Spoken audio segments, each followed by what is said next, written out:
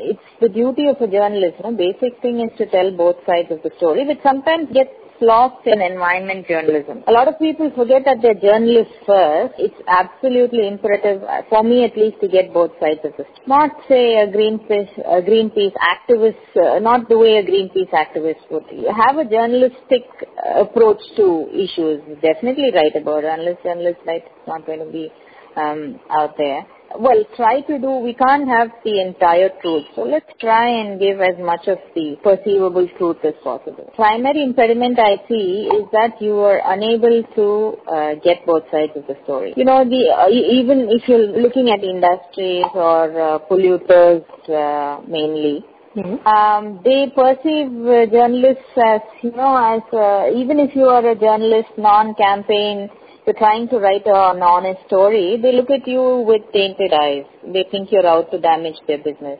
So it's also difficult for us to interact with them. There's extreme amount of guardedness that they are exercising. Let me speak for, everyone who writes on these subjects. The big problem is, one is this whole antipathy by the so-called polluters.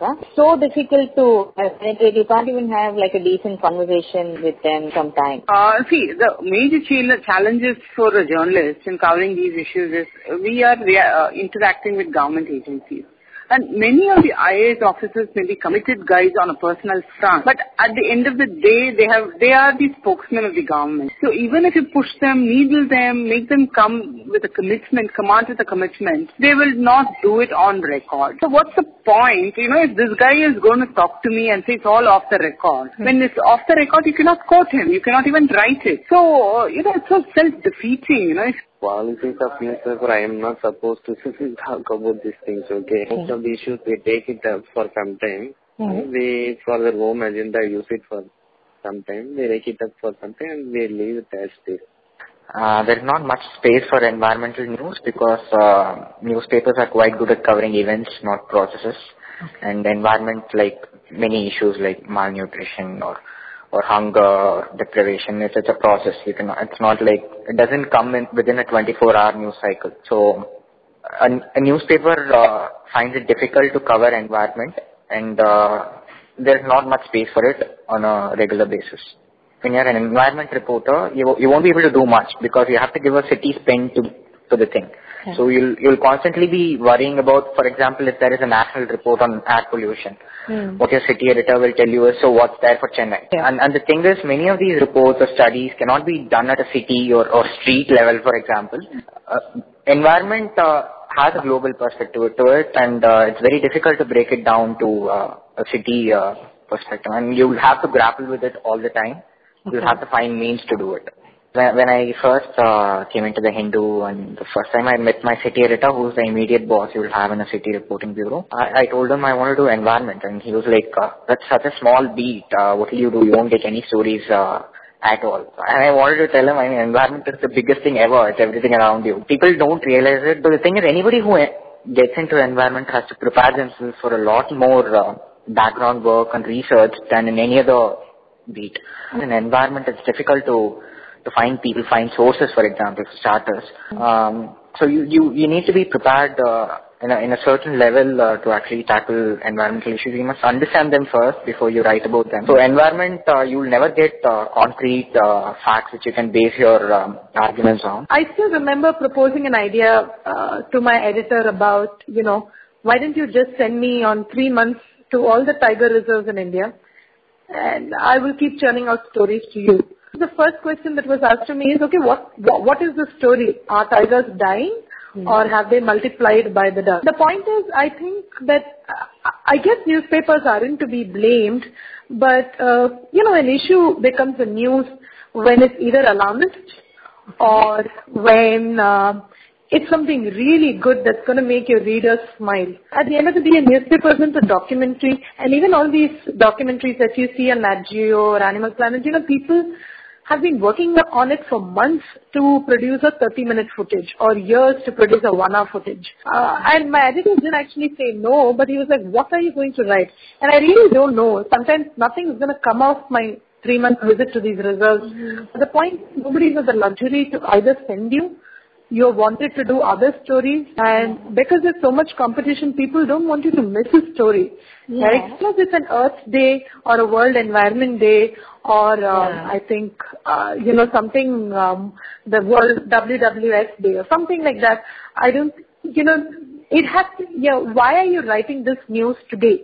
That has to be and in fact, I don't think that's a bad question. In fact, I think every time I've had juniors report to me, I always tell them, why are you turning this? There's no policy. Nobody has any policy on environment and all that thing. So it depends upon the kind of stories you produce. Only if you have a passion, then you will write about environment. So passion ultimately leads to conservation, no? So I'm telling you, nobody takes environment seriously. Do something.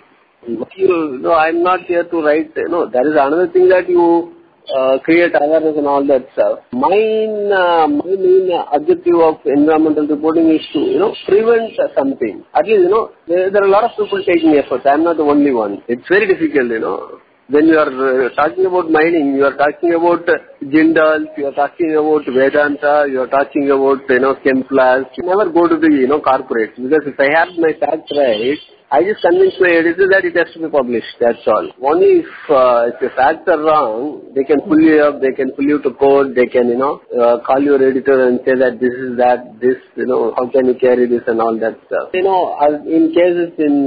some cases, the editors themselves are so sensitive, some of your stories will never appear. It's controversial in nature because nobody, would take on Chemplast or Malco or Jindal. These are all advertisers, Apart from the corporation, intervention of the corporation, I don't think there is any impediment to journalism. I think the limitations are within journalists only.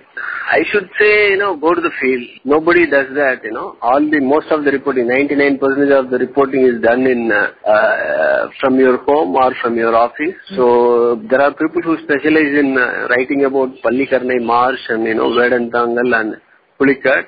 I just wonder how many days they have spent there. What people are not realizing is that everything comes closer up to one day. So maybe today it might reap your profits. But the point is that sooner or later you are going to give in to the fact that, the whole altering of the environment has resulted in so many other things that you may not be able to probably foresee right now. It's because of all the politicians and all the bureaucrats that you can't, even though you're for it, even though probably you have a super story and super plot and, probably a breaking news or whatever, it may not even get to where it belongs because of all the added pressures that you're facing from outside.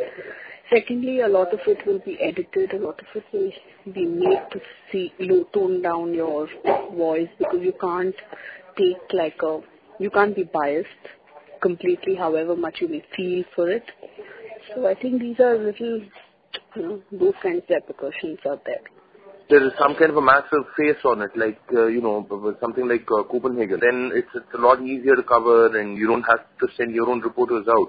That gets covered. But, smaller protests if say even Medha Patkar is doing, just protesting outside Jantar Mantar, now that would not get covered. As a reporter who covers this topic, if Gokul or I, we wanted to do a story on Copenhagen, or something like a Copenhagen summit, we would have to find a Chennai connect. And with so many wire services, AP, AFP, PTI, everybody around, everybody puts out their own bunch of reportages on the topic. So it becomes the work of the desk to take, a few sentences from here, a few sentences from there, and make up their own articles. So there's no really any work for a reporter. In a broad perspective, no matter what you say when you're covering an environment story, you're seen as a tree hugger, you're seen as, somebody with vested interest maybe, or as an activist. There is nothing worse for a journalist than being seen as an activist. And, the moment you're seen as an activist, your story is dropped.